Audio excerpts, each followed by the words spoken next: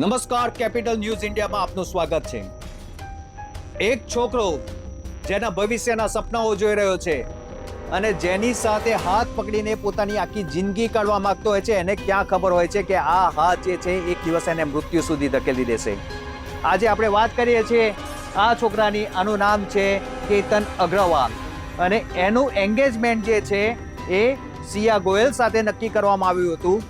હવે આ લોકોનું જે મેરેજ છે એ અતિ ભવ્ય રીતે કરવામાં આવવાનું હતું અને અંદાજિત એમાં 14 કરોડનો ખર્ચો થવાનો હતો.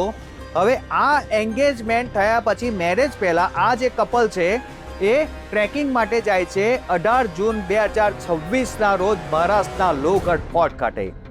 હવે ટ્રેકિંગ દરમિયાન થોડીક જ ક્ષણોમાં ટ્રેકિંગમાં જવાના થોડાક ક્ષણો પછી એક એવા ન્યૂઝ આવે છે કે કેતન અગ્રવાલ જે છે એનું પડી જવાથી મૃત્યુ થયું છે. તો આમાં પોલીસ આગળ તપાસ કરે છે, કારણ કે પોલીસને આમાં કોઈ તથ્યો લાગતા નથી. જ્યારે તપાસ કરે છે ત્યારે એમને ખ્યાલ આવે છે કે આ એક સોચી સમજી હત્યા હતી. અને આ હત્યા કોણે કરી?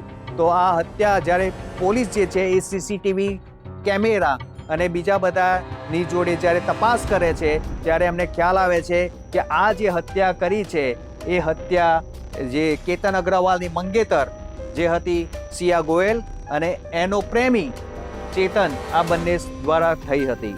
હવે તમે એ વિચારો કે આવા જે કેસ છે સમાજમાં વારે ઘડીએ આવતા હોય છે અને જ્યારે આવા કેસ સામે આવે છે ત્યારે નિશ્ચિતપણે માતા પિતા જે પોતાના સંતાનનું જે ભવિષ્ય સારું રહે એના માટે લગ્ન કરવાનું વિચારતા હોય, એમની જે લાગણીઓ છે એ હંમેશા દુભાય છે.